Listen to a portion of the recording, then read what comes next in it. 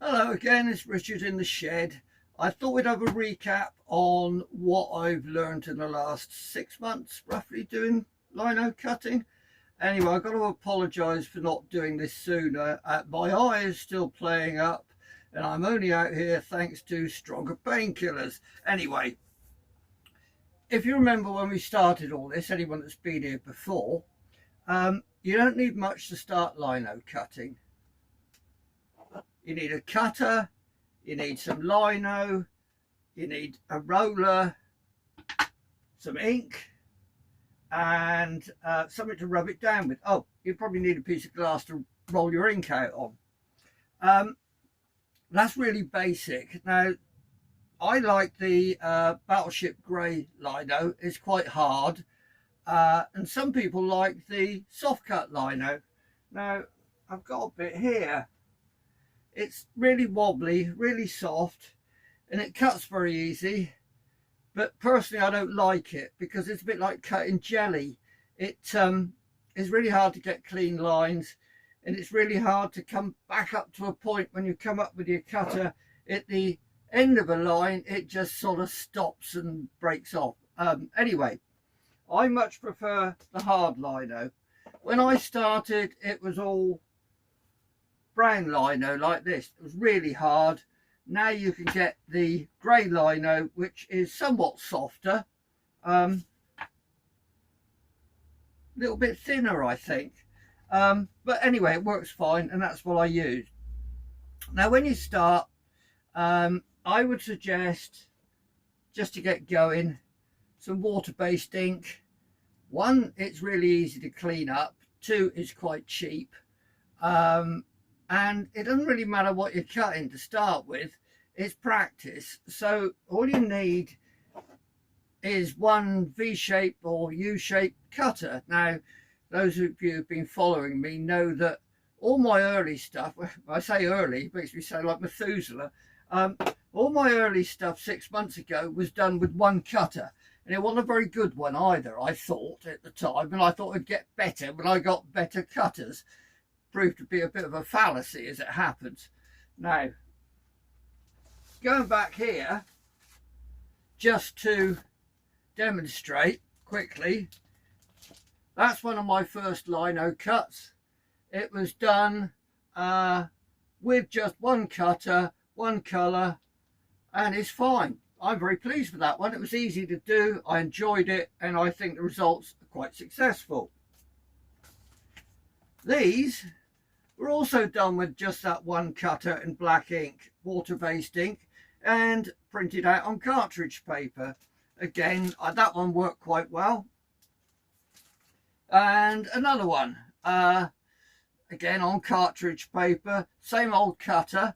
It was damn good practice because I got to be able to do quite thick, thin, straight, curved cuts.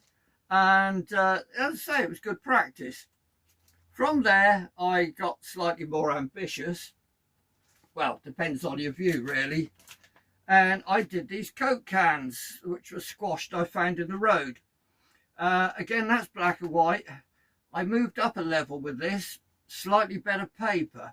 I'll come back to paper later because it's quite crucial. Now, there's no reason to move on to colour from that.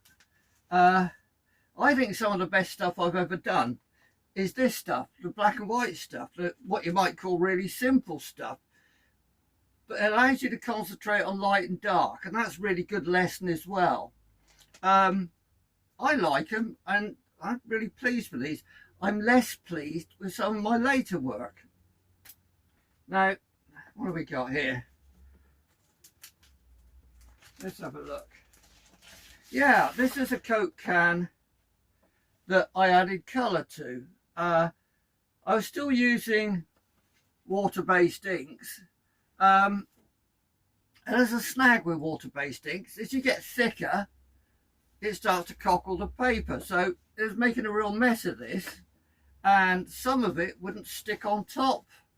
And I've only got 3 layers there, and yet it was causing me no end of trouble. We'll come back to colour again, and Anyway, that's a reduction print where you start off printing the lightest color, then the next strongest color, and eventually, in this case, end up with a black. It's not as easy as it sounds, as I discovered. I got a bit better at color. This is another reduction print, and it worked quite well apart from the colors, as I think I explained once before, but again I learned quite a bit from that one. Now, I tried to use the color really thinly because I was still messing around with cartridge paper, to be honest. Now, you can get better paper. Some of it that a lot of lino cutters use was really designed for woodcuts, sort of Japanese woodcuts, if you're familiar with them. And they're very, very thin papers, sometimes with shadows of leaves in them, and they're really nice. They're really thin, and some people use them for lino printing. I think they'd be quite good for rolling thick cigarettes, but that's, you know, that's just me. I prefer to work on something a bit more solid. But if you move on to water washable, if you like, oil-based inks, or the other way round, if you like these, which are Cranfield Calico's Safe Wash Relief Inks, which sounds like a jingle, but they're very nice, quite expensive, but they are also very versatile.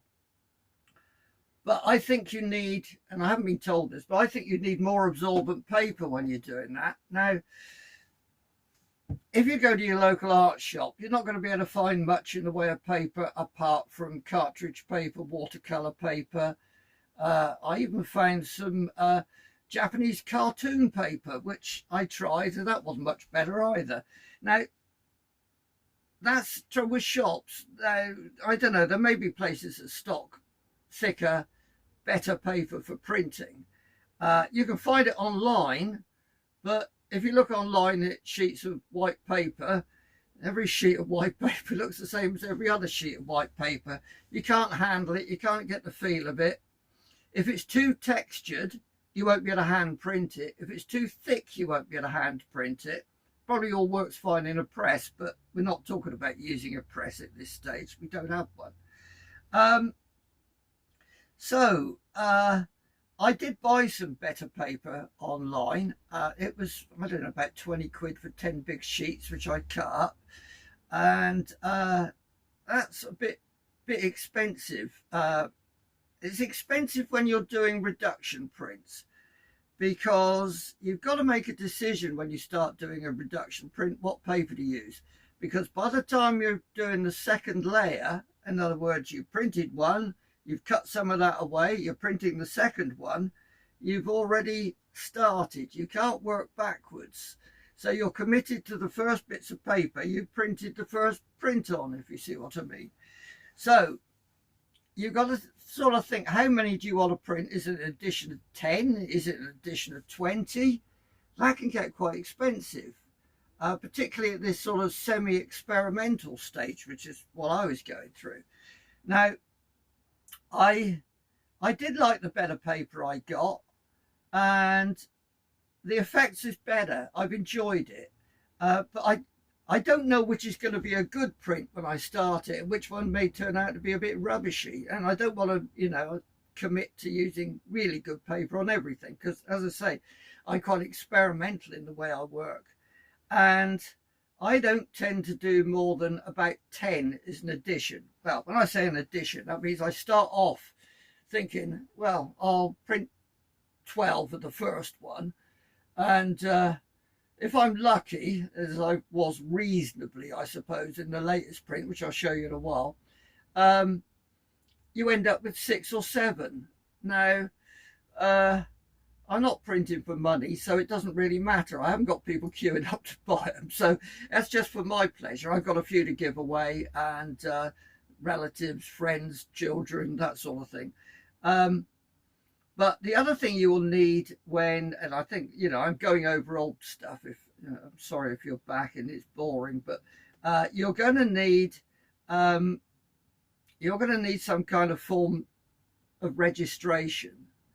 Now, there's a couple of really good reasons for registration.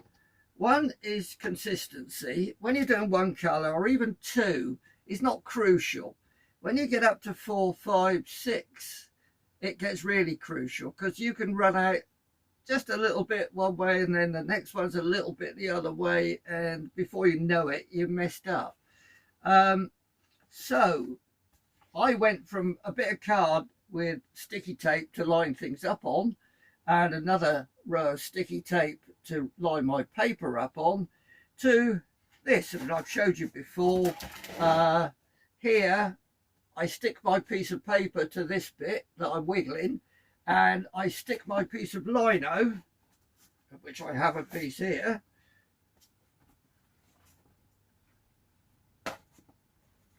not one, in the cutout slot. Now that stops it moving. I don't need to tape it down. I can put that back numerous times, and providing I use all my lining up marks that I put on my paper I'm printing on before I started printing, I can line them up pretty well perfectly every time. The second advantage of being able, that knowing you can do that, is if you run a print a second colour or a third colour and it's a bit weak, because you know you've diluted it or you've mixed it a bit too light, you can ink it up again and put the piece of paper back in the same place and print it again. So you get a double layer of ink, and you can even do that wet on wet, which is absolutely fine. Lots of people far better than me have done it and got away with it. So it's a quite valid way of changing things.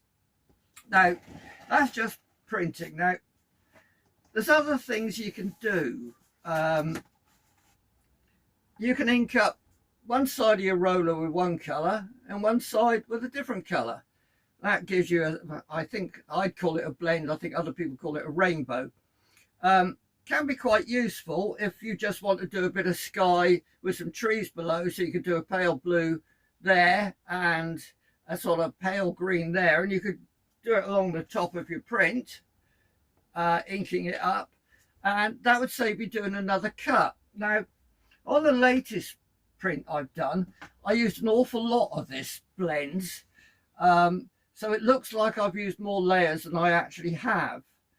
The other thing I do is I use something called extender, which you print up or you ink up with perhaps solid colour on one side of your roller and completely transparent on the other. That's what you use extender for. It's how you lay it out on your glass panel that you're inking up from. And that's really quite useful because you can get a really soft blend.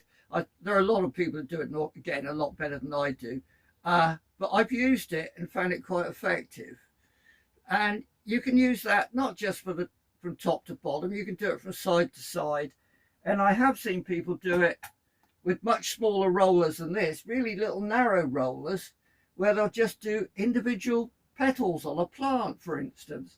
Now, I haven't got down to that size yet, but it's worth experimenting. Now, an awful lot of what I do is experimentation. As I say, I'm not selling anything, so I'm under no pressure to kind of produce for a client. Yeah, this is stuff I've learned over, say, 6 months. Now, I did do lino printing at school, but I think that was about 1963, and I managed to get one of my tiny little prints in the school magazine, which obviously showed that I would go on to make a full-time living as the designer illustrator. Anyway, I was off of lino printing for a long, long time. I came back to it, and I took to it because, well, one, I enjoy the physicality, and I've said this before, I actually enjoy cutting the lino. And the longer I've been doing this, the less time I spend working out the design. As long as I've got the rough sketch on my lino, the rest of it I do with a cutter. Now, it's kind of risky, but I kind of like being risky. I don't even mind the odd mistakes as long as I learn from it. Now, that's, you know, well, that's just me. But I would say if you want predictable results, consistent results with reduction printing, you've got to plan it first. You've got to plan it to be a reduction print. Now, I know you can print light over dark if you get yourself into a pickle like I've done a couple of times. But the way I tend to work is a little unpredictable, and you get to a panic stage after, let's say, the second or third cut and think this isn't going to work. And the last one I've just completed, I definitely felt like that. The thing is, you do have to pursue it through to the end, because you've got really no idea what you're going to get. Because every time you put another layer on, particularly with transparent layers that change colour, change the colour underneath, and there may be 3 colours underneath already, and you'll put in, I don't know, a pale blue or something, really, really thin, really diluted. It'll turn the yellows green. It'll do all sorts of things. Some of them very exciting. Some of them potentially disastrous, which is why out of my 12 or whatever it was I started with, I ended up with 6 or 7. And having said that I ended up with 6 or 7, they're not all the same. I'm not trying to do an identical edition, each signed and numbered. What I'm trying to do is learn and have fun. So quite a few of mine, I'll change ideas on colours. You know, I think, well, that was all right, a bit too brown. I'll try one with a bit more yellow in it. And so they vary. Now, I'm quite happy to work like that. Now, people who do this for a living would be less happy if they're providing work to galleries and the gallery is selling number 2 of 10. They expect 3, 4, 5, 6, etc. to look just the same. Because they're probably going to leave the original up on the wall, and you know they're going to send you a signed copy of the print when you pick it up. But that's, you know, that's just me. The one thing I would say about the despondency that happens in the middle of a reduction print is live with it, get to the end, and then decide. Well, yeah, I say then decide. I think when I finished my latest one, I will show you in a sec, that it wasn't what I was expecting. Now, I was trying to do something really, really odd, which was I started off with a watercolour, which I did. Now, this is it. This is just a little watercolour of where I take the dog for a walk. And it was some poppies and a bit of fence, and it didn't really mean much. And I do tend to frame my things and hang them on the walls. The only way I can sort of judge them eventually. You know, do I still like it? Does it still do something for me? Anyway, this one did. So I thought that'd be really nice to do as a lino cut. And I thought, well, I'd like to do something to look less like your standard lino cut and a bit more like a painting. Now, I should have realised what I was taking on, because it is really difficult. Anyway, I will show you the result.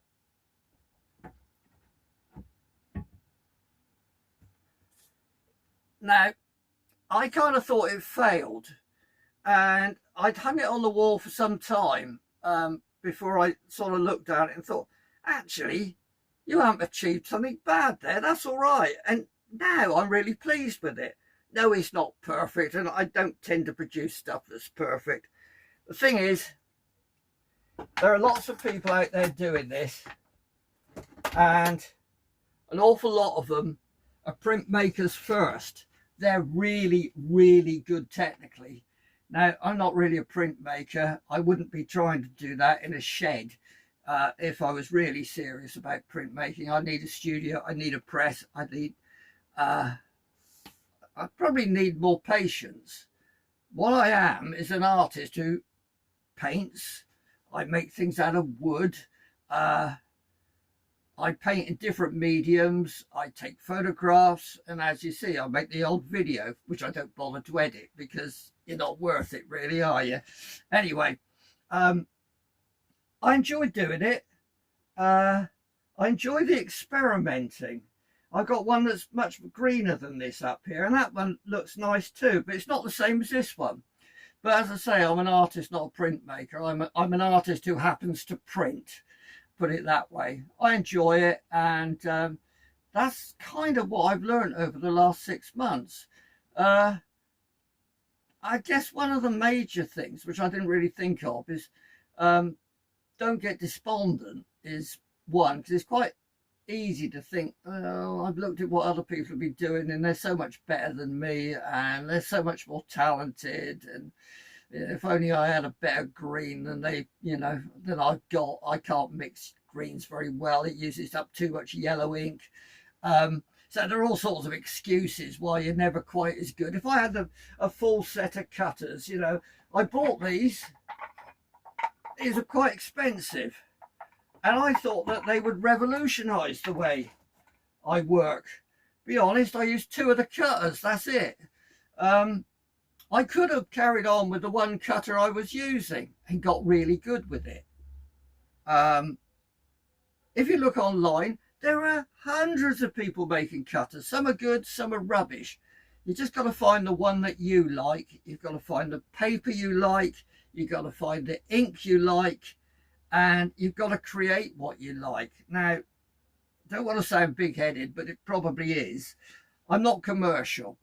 I could be commercial. I've got enough skill to be commercial, but I don't like much of the commercial work. I don't want to create pictures of rabbits. I don't want to do cottages by the lake. There's lots and lots of things I really don't like. I have nothing against people doing them.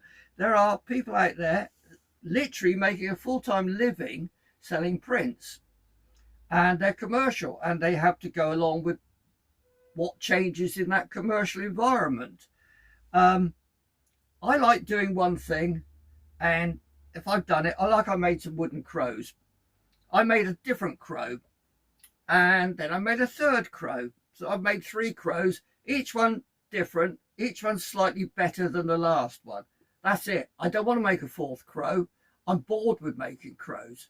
So I tend to want to move on to something, I guess, challenging, something that's going to stretch me. Something like trying to make a painting in an almost impossible environment with the wrong equipment, but it's a laugh. Well, it's a bit more than a laugh. It's an achievement when you do it. So don't get downhearted about it.